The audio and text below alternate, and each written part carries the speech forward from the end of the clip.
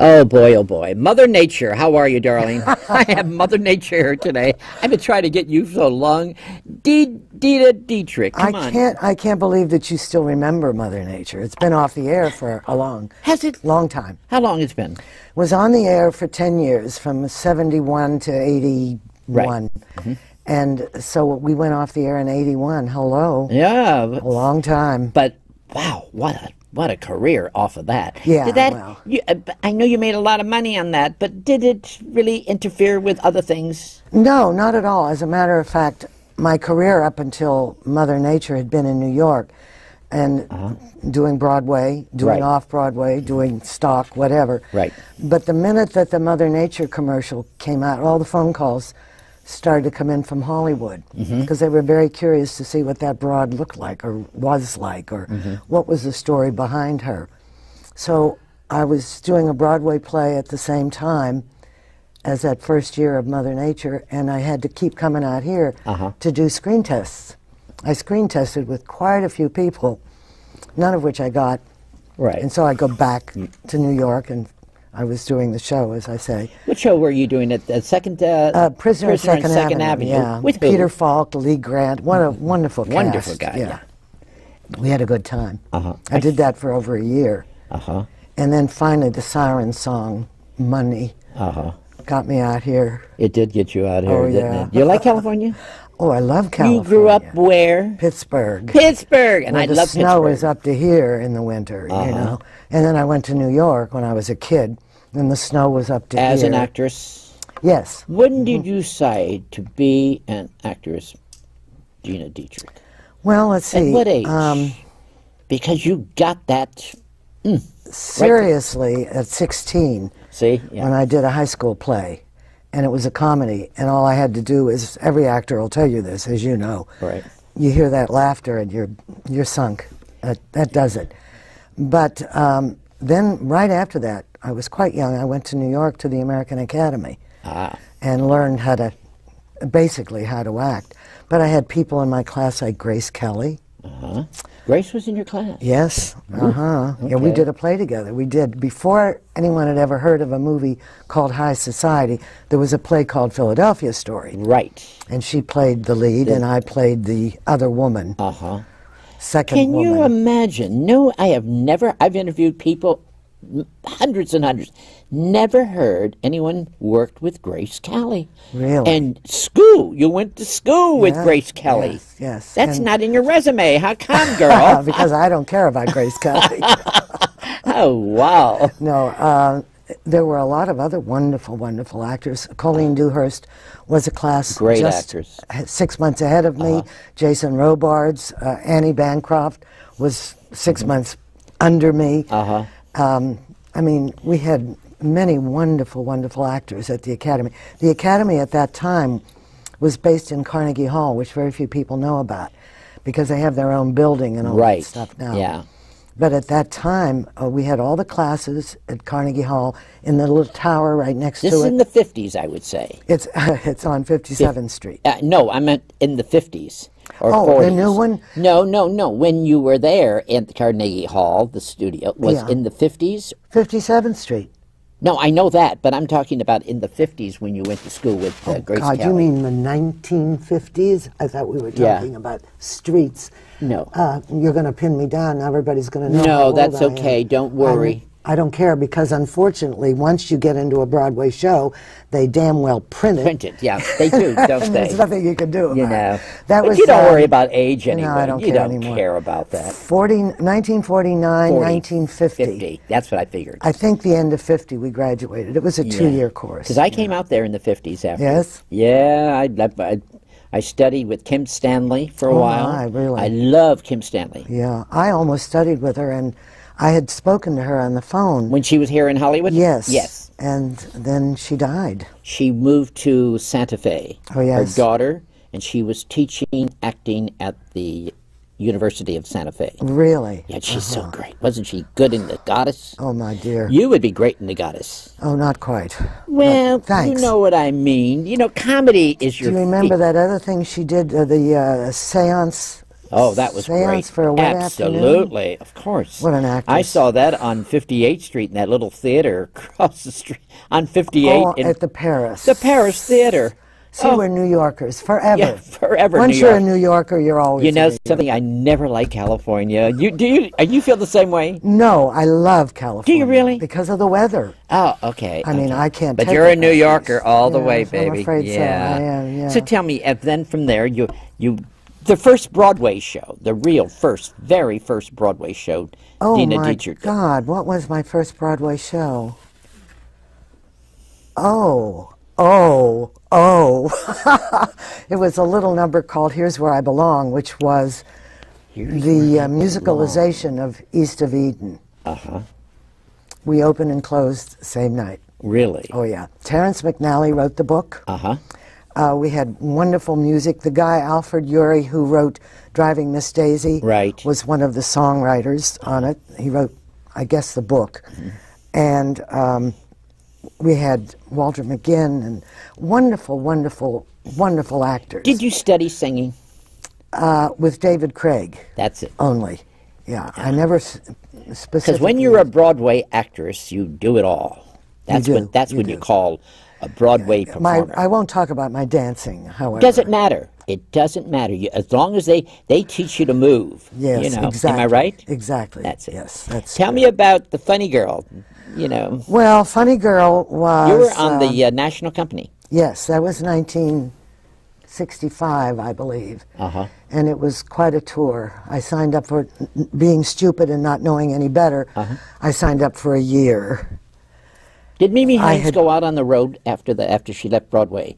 Mimi Hines. I don't know. I thought maybe she was with you. No, we had Marilyn Michaels. Oh, great impressionist. Who was... Ooh, Marilyn Michaels. If anyone doesn't know, this lady does so many voices. Yes, she does, and she, of course, was doing Barbra Streisand at the time, and doing it wonderfully. Yes. And we had Lillian Roth as Mrs. Bryce. Lillian Roth. Yes. I'll Never Cry Tomorrow. Yes. You're I'll kidding. cry tomorrow. She No. was in that show. And they fired her in San Francisco, and I was Drinking? her understudy. Oh, a little of this, a little of that. She was crazy. She was. Yeah. So Wonderful her lady. real life story is that true then? Drinking. Yeah, yeah. Lillian Roth. You met her and you worked with her. Yeah, I was her understudy. So sometimes at intermission, I'd hear on my dressing room, Lillian is gone, she's left the theater. At intermission. So I'd get out of my clothes as Mrs. Strakosh, and I'd get into Mrs. Bryce's clothes, and I'd be all ready, and I'd be in the Megan, she's back. And I would do that many times. So finally they had to let her go in San Francisco, and then I played it, the whole run in San Francisco. And then Nancy Andrews came in here in L.A., and I went back to doing Mrs., thank God, to doing Mrs. Strakosh. What was your very first film? Do you remember your very first? Yes, I do, as a matter of fact. It was for Arthur Hiller. Go ahead. And it was a movie, at the time it was called Bruder's Hooch. Okay. But I think they changed the name of it somewhere along the line. Right. It was with Timothy Bottoms, Richard Dysart. It was, Timothy Bottoms was... He's a cute kid. I know the whole Bottoms brothers. I know a interviewed them couple all, of them, and I think they're a Sam and- lovely family. Oh, he was brilliant, Wasn't Timothy. He really was. I like. Yeah, And it was that the was- boy who did go on the ocean, Timothy? Did he take a boat around the world? I don't know. Oh, anyway, go ahead. I don't know. That's He was wonderful. I something think I he's a don't know marvelous actor and He a is. marvelous And- family. Yes, and they all come from, I think, Santa Barbara. Santa or Barbara. someplace You're like that, absolutely yeah. right. Do you ever see any of them? I saw Sam once. Sam's my friend. He had a silver spoon. He used to Well, hang around a lot. Really? Yeah. Oh, God. That's where all the actors hang out. All the old actors. Old Silver My Spoon in age. West Hollywood. My age. I love No, it. that was working with Arthur Hiller. That was thrilling. Uh-huh. You know, that was my first movie, and I was scared, you know whatless, but I got through it. I played Timothy's mother, Okay. and he was cuckoo. He was playing a Vietnam vet who had gone I remember that a little film. crazy. Yeah, I remember that And movie. what's Barbara Hershey? Hershey. Had Wonderful. changed her name at that point in time to Barbara Seagull, because I heard the story that she had somehow injured or had seen a seagull injured, and she decided to change her name to Hershey. Barbara Seagull. Seagull. Oh, really? Seagull. No more Hershey? for a long time, and then she went back to yeah. Is that what happened? That's what I heard. I don't know if it's Wasn't true she or married to David Carradine, I think, or something I think like so. that? David Yes, and her. yes. You brought a clip today. I Yes, just I like to did. see this clip. What is this clip Well, about? I think Stephen Bochco is a genius, and anything that I can work with. I did NYPD for him, and then along came this show called Philly for Philadelphia. Right. Starring Kim Delaney and other wonderful actors. Right. And he hired me for the pilot, and they liked the character of the judge who brings her dog to court and wears a lot of makeup. This is actually based on two judges, two real-life judges. The one who still is around brings her dog to court, puts them on the bench right next to her. Who's that one? I don't know. You don't know. I wouldn't say You if wouldn't I say did. it either. No, I Okay. wouldn't. Well, And then the other one who wears, lots of makeup. And she always wears flashy clothes under her judge's robe and make sure that you see them, like that. So it was a fun character. Okay. And Stephen let me play it. I think I did about 18 of them. So let's see quite it. a gig. Let's see it.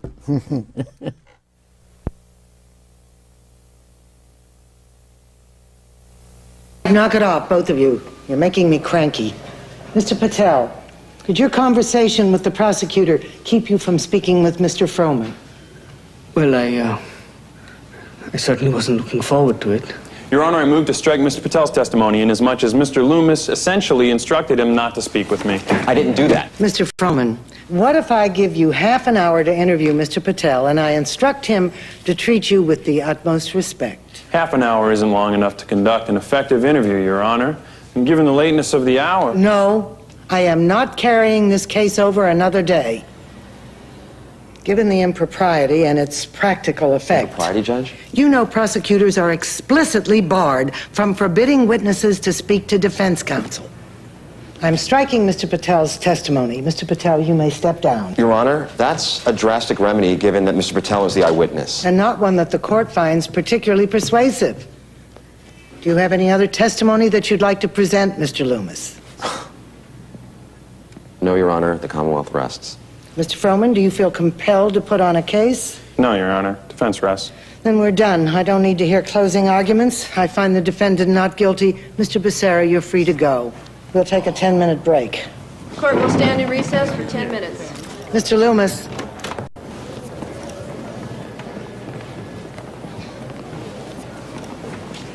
I have had it with attorneys bad-mouthing each other. Now, you're my example of the day. Go out and spread the word. Fine, Your Honor. Counselor, it was a weak case.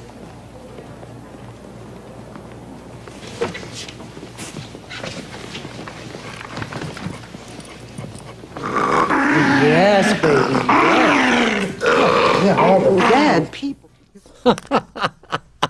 That's funny.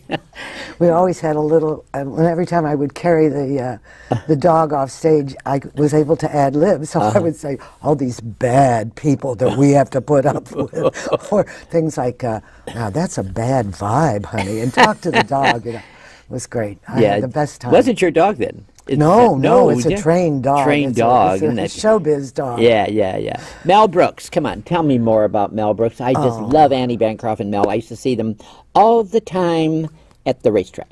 And he was so good. Yeah, he's and a wonderful he man. must miss Annie. Oh, please, I don't even want to think about it. I know. I ran into her, probably maybe 3 or 4 months I guess, ago. before she passed. Yes. And she always had a way of saying, oh, the producers. But Mel and I only know him in a You were in the working history way. of the world. With Yes. him. Yes, I love that I had a movie. funny story because, everybody loves that scene with Madeline Kahn. You know, it's just Wasn't precious. she a great actress? Yes, she was. Yes, So she sorry was. about her. Mel called And me young. in when I had just auditioned for History of the World, and he said, now, I want to warn you, you have to be very careful. I don't know how it's going to work out, but Madeline can be a little difficult, and just be aware of that. And I said, fine, okay. We got along like gangbusters. We had no problems. I adored her. She knew I adored her. We had the best time doing that scene, but I always loved the fact that he warned me up front. because he'd worked with her so much, he knew her, you know. And I guess sometimes if people didn't live up to her expectations or they weren't as perfect as she thought they should be, she'd give him a problem. Why not? I think that's a very good philosophy myself. Yes, yes, yes. But the History of the World was just one of the best experiences. The guy from New Faces was in that. Ronnie Graham, wasn't he in that? Ronnie Graham? You know, I only really paid attention to the part that I was in. Yeah, Ronnie Graham was in that from New Faces. He might have been in the French version. Oh, okay. With King Louis and all that stuff. Yeah, yeah. But I was only in the Roman section with Caesar and all that nonsense. You know what? They had these little boys lined up and she sang the song about who she liked. No, no, no. Yes, yes. No, no. Yes, yes. Well, the first time I saw that, we did this scene, the first time I saw this, the boys all came in and they all had little fannies hanging out. They were bare on the fanny. And then the makeup people came in and touched them up with rouge. So they would look all the fannies. Going down the line. How about the Golden Girls? Now, you do that. You've been on that show, the Golden Girls. Yes. Yes, tell me about that show. You mean, that's... You know, all these women, they're so funny and... Oh, they're wonderful. Look at that cast. At all the cast. Tell me. I mean, I was friendly with Estelle, and I've talked to Betty a few times. B, I don't really know at all, and... do you get compared with B, Arthur? Pardon? Do you yes. Unfortunately, yes. B, Arthur. You do get compared, yes. Yeah, well... Is she a tough lady? She was there first, so... Yeah. Is she a tough lady? I don't know, because my relationship with her was strictly on the set. Yes, yes. You know, I would see Estelle at a restaurant or, you know, whatever. She used to hang around the Silver Spoon a lot. Did she? Oh, yeah. Yes, I love Estelle. Before my time, I guess. Yeah. But B, I really, you know, we only had a relationship across when we were reading. But I played her sister on the thing, which was, we worked very well together. Yes, you did. And that funny one, there's a hurricane a-coming. I remember that. The practice, you've been on the practice a lot. No, the practice at that point in time in 1976 was with Danny Thomas. I was a regular on that. On Danny Thomas. He played a doctor. Yeah. And then suddenly they stole the name, the practice. Oh, is that what they did? Lawyers. They do, yeah. Working with Danny Thomas. What a generous... what an experience. Kind man. What kind experience? He was... First of all, he didn't trust anybody. He was Lebanese, wasn't he? Yes. Yeah. He didn't trust anybody until you proved to him that you could get laughs or that you could live up to him.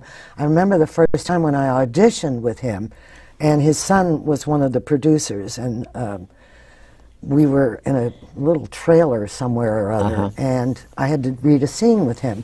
And at the end of the scene, I reached over and I did this. He looked as though I shot him. He was so stunned, but he loved that because everybody was afraid of him. Yeah, everybody was afraid. No, I didn't care. That's right. So when I touched him, that set off something, and he said, "She's for me." Yeah. It was what fun. gives you great pleasure in life, Dena Dietrich? Philly. I want to do Philly again. I had the best time. What gives me great pleasure in life is acting. I'm an actress. You're an actress. That gives you great pleasure. Absolutely. And the and older you keep working all the time. I know, isn't that wonderful? I just did a movie for Hallmark Channel with George Siegel. It's not any of my credits, I don't think. I haven't put it in there yet. And somebody said to me, well, how long have you been in the business working on this movie? Right. And I suddenly realized I got my equity card in 1952. 1952. Most people weren't alive in 1952. So I've had a long and very good career. So looking back at your career, you did have a good time then. Oh my God, yes. Everything I've done, I would never regret anything. Good, because I interview a lot of people and I ask that question. Some people are bitter in life. They're not happy. They're just not happy. I know. My best friend when I was younger was Jimmy Coco. Oh, I loved him. We had a discussion about that one time. He had just was doing Last of the Red Hot Lovers, which was what put him on the map. And he said, I often wonder if I would be bitter as I got older if I hadn't had any success in life. He said, now that I've done this, I know I'll never be bitter again, ever. And I don't think he ever was. And I feel the same way. As long as I can work, I don't care. Look at what I'm doing now. Can we talk about what I'm doing now? What are you doing now? I'm you doing, are doing, oh, that's going to bring that up. I you hope are so. Oh, honey, I didn't forget that. You are in a marvelous play I just saw at the Lost Theater. That's right, the Lost Studio. The Lost Studio, and it was wonderful. Thank you. And the writer, his first play is William Saroyan's son. Yeah. Aaron. And he's won many prizes for poetry, and he's written books. Yeah. He wrote one book that I happened to have read and was not even aware I was going to be working with him. But he wrote a book about Carol Saroyan Mathau, and Gloria Vanderbilt, and Una O'Neill, who were three best friends. Can you imagine those three women? Amazing. And he wrote this wonderful book about them before he got around to writing this play. And he'd never written a play before, and it's just... It's actually called The Beach House, or Beach House? At the Beach House. At the Beach House. Yeah. And it's about his life. It's pretty much about his family. Which is rather dysfunctional in a way. Right. And the interaction among the Saroyan clan and the Mathau clan. Yeah. And I play the grandmother of them all because she was some lady, her name is Olga, in the play, and I think it was Roshin. She was Russian Jewish, and she had like 3 husbands, and the last one was Marcus, who was the head of Bendix Corporation. Very wealthy man, very big industrialist. And she was one of a kind. And playing her, I had to do some research and try to find out about her. And there were certain things about her that were not like me. So I had to sort of search around and find a good character for Olga. But you did it, baby. Oh, wow. Oh, thank you. I went opening night, and guess who was in the audience? You. Me, I know, but the greatest one. Oh, my God, we just about fainted when we heard. Tell me. Gore Vidal. Gore Vidal, that's it, guys. We didn't know about it until after. I don't think we could have gone on. Oh, yes, you could have. Oh, I mean, I'm a huge fan of his. And he was crying. Did you know he was crying at the end? Oh, no, really? Crying. Oh, that's so nice.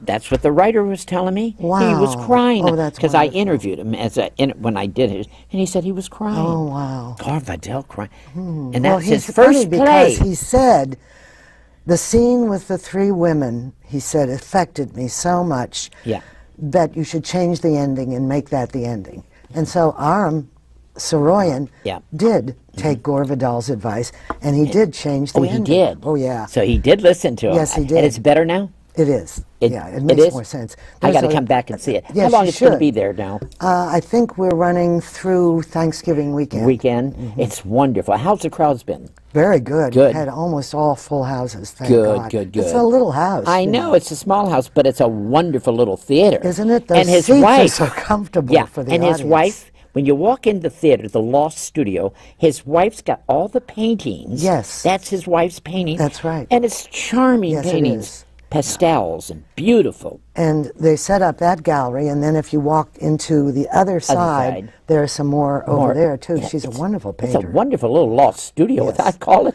And the air conditioning, I couldn't believe it. I said, this is really modern. Yeah. Most places you do equity waiver if you get any kind of air conditioning. Yeah, it's on La Brea. It's on La Brea between First and Second. Between First and it's Second. a wonderful little theater, and the play is doing well. I'm so glad you saw it. Oh, Thank I you. loved it, and I'm going to go see it again because of Gore Vidal get his ideas. Yeah. Oh, I want to go see it again. Yeah. Has he been back since? I don't believe so. Who else has been coming to see? God, you don't judge. I must tell you that you don't do that. I say, don't tell me. You don't want to tell know. me. Because the night, thank God they told me afterward, the night I knew Gore Vidal, I was stammering idiot. Mr. I could hardly get it out, you know. I have all your books at home, like an idiot. You did the Lucy show. Yes. Tell me about the Lucy show. Well, first of all, I met Lucy because she did Danny Thomas's show, The Practice. Yes. And the funny story about that, I played Danny's nurse, and Lucy played a homeless woman on that episode. And she comes into the examining room, And she sits up on the table, and as his nurse, I come in and I put the thermometer in her mouth, and then I'm about to take her blood pressure. And I was standing in front of her, and she's like this. All of a sudden, I felt something moving me, like this. I thought, what? She had taken one of her legs, curled it around my leg, and moved me. And as she did it, she said, "You're in my key light." I love it. So I was standing, trying to get this blood pressure thing on her at a very awkward angle. But boy, the lady knew. Man, oh man! These actors and actresses, boy, the old timers, they know their key lights, didn't they? She knew everything. Yeah. Martin, I didn't realize I was doing that. The director put me there. I was standing there. And then later, that's funny. Gary and Lucy had me come in and do one of the episodes of the last show that she did, where I played a homeless lady. Okay. And we got to go to trial together, and I sued her and she sued me, and it was a funny episode. And I just loved working with her because, I mean, God, that's a legend, you know. What have you learned about everything yourself? Everything. Like what? Give me an example. Well, like I don't because take you're such a great lady. Every time I used to see you on that commercial, it just was hysterical.